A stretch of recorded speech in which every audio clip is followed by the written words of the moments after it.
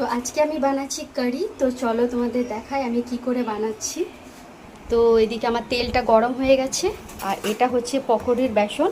তো এটার মধ্যে আমি দিয়েছি নুন, হলুদ, লঙ্কা গুঁড়ো, জিরে গুঁড়ো, ধনেপাতা কুচি, খাবার সোডা আর সামান্য জোয়ান। তো আমার তেলটা গরম হয়ে গেছে, পকোড়িগুলো ছেড়ে দিই।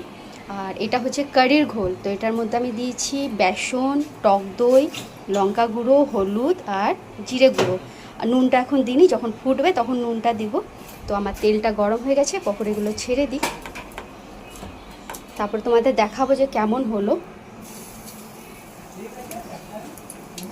তো আমার পকোড়ি ছাঁকা হয়ে গেল। তো কত সফট হয়েছে দেখো, পুরো সফট, একটা সফট হয়েছে। এই যে এবার ছোঁক লাগাবো কারি। তো তেলটা গরম হয়ে গেছে, তো এটার মধ্যে আমি দেব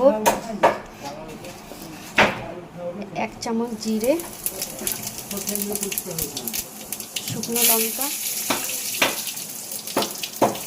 কারি পাতা,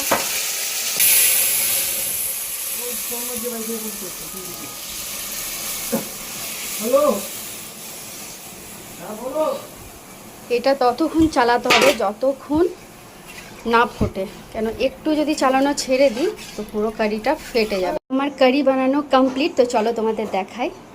এই দেখো আমার বানানো কমপ্লিট। তো কেমন লাগলো নিশ্চয়ই জানাবে।